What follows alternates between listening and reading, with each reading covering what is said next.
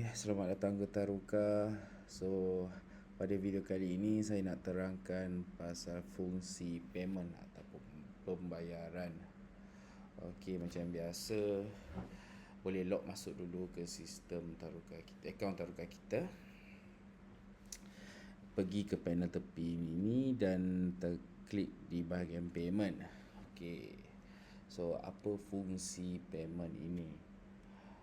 Fungsi payment ini adalah untuk merekod segala pembayaran yang dibuat melalui sistem Taruka. Ia sangat penting untuk business owner yang nak keep track duit keluar dan masuk melalui sistem Taruka. Ini adalah papan pemuka payment ataupun pembayaran.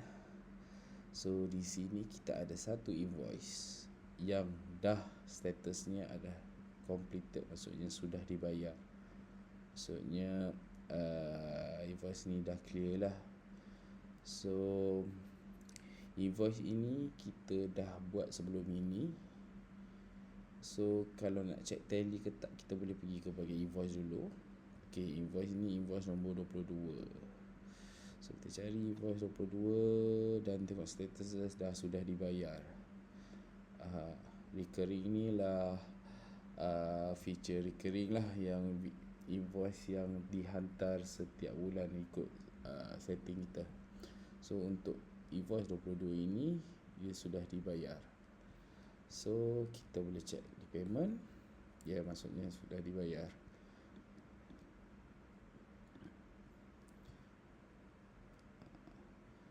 Okey, ini yang dah direkod.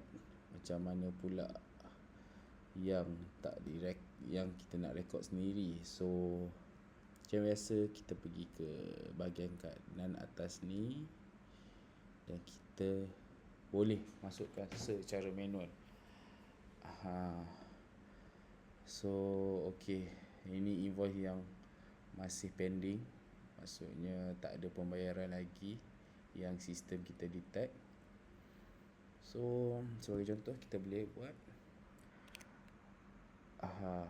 payment date hari ini, amount dia, invoice ini adalah 1,200, payment dia adalah 1,200.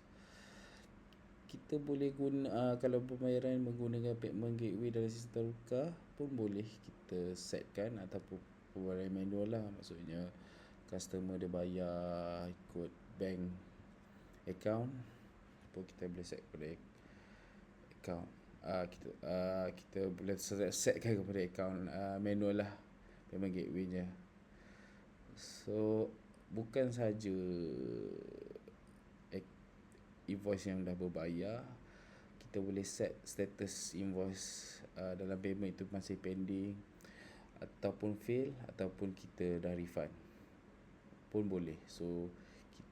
Kita dengan itu kita lebih jelas lah macam mana rekod pembayaran dia. Untuk ini kita letak completed. Reference number ni kalau dia bayar melalui bank, kita boleh letak ID ataupun nombor transaction tu untuk kita punya reference sendiri.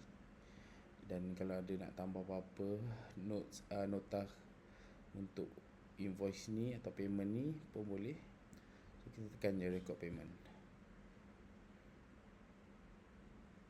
Okey, maksudnya dah diupdate. Ini yang paling 23 Jun ini. Maksudnya dah, ini pun kita dah clearkan invoice ni. Maksudnya contohnya klien dah bayar pun, okey, kita dah clear. Semuanya ada di sini.